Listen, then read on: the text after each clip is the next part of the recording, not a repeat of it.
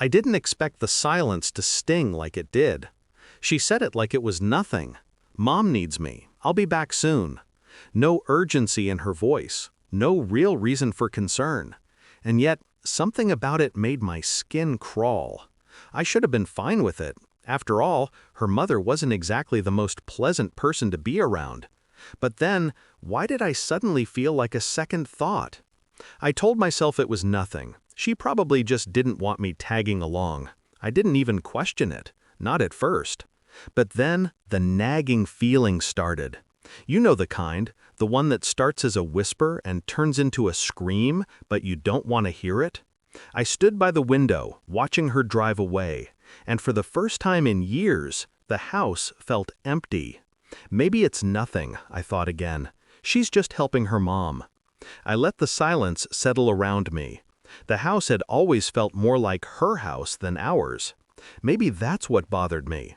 The phone buzzed on the counter. A text from her. "I'll be back soon. Don't wait for me."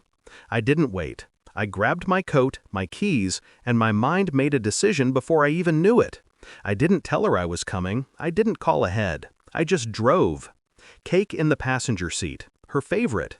I told myself it was a nice gesture, a simple one. I wasn't going to make a big deal out of it. I reached the apartment complex, parked, and made my way inside. The elevator felt slower than usual. The scent of stale air and cleaning products filled the silence. It wasn't until I was outside her door that I stopped. Why don't I feel like I belong here? I knocked. No answer. I rang the bell. Still nothing. My hand hovered over the door handle. It was unlocked. A soft click, and I let myself in. I don't know why I didn't hesitate. Maybe I thought I'd catch them in the middle of something innocent. But when I walked in, I saw her, but not the way I expected. She was on the couch, but not alone. His hand was on her knee, her head tilted toward him. She was laughing, softly, quietly, a laugh that wasn't for me. I stood in the doorway, the cake still in my hands. My grip tightened, my breath hitched. I told myself to leave, told myself it was a misunderstanding. But the longer I stood there, the more I knew. There was no mistaking it. I recognized his face. Her boss. No, that wasn't it. It was worse than that. I'd seen that same hand on her shoulder before, years ago. A touch that meant more than just casual familiarity. I turned away before they saw me, my heart hammering against my chest. Was it really happening? Was I imagining it? I had to know. I couldn't just leave it like this. So I did what I always do when I need answers. I waited. I became invisible. They never noticed. They never saw me standing there. I slipped out, back to my car. But it wasn't the drive home that consumed me. It was the plan that began to form in my mind. The next few days blurred into each other. She kept sending me texts, asking if I was okay. She had no idea I already knew. She kept up the pretense. But I wasn't fooled. I needed proof. Proof I could hold, something tangible, something she couldn't lie her way out of. It wasn't hard to get his phone number. I'd had it for years. I just never needed to use it. One message. That was all it took. I sent it late at night, after she'd fallen asleep, after she thought I was none the wiser. "We need to talk."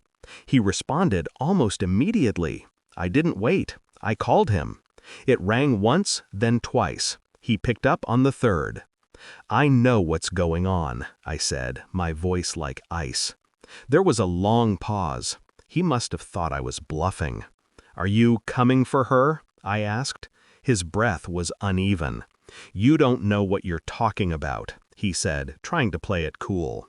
I smiled. "Then why did you say, 'I'll be right there,' when she told you she was coming back from her mother's place?" The phone went dead. I didn't need to say another word. I knew what I had to do. When she came home that evening, everything was as normal as it had been. She asked about the cake. She apologized for being late. I didn't speak. I watched her, standing in the doorway, waiting for the right moment. When she was close enough, I handed her the phone. "Look at this," I said, my voice flat. She blinked. There was a shift in her eyes, the way she looked at me. But she didn't break, not immediately. "Why didn't you tell me?" I asked. She swallowed. "I didn't think you'd understand," she said.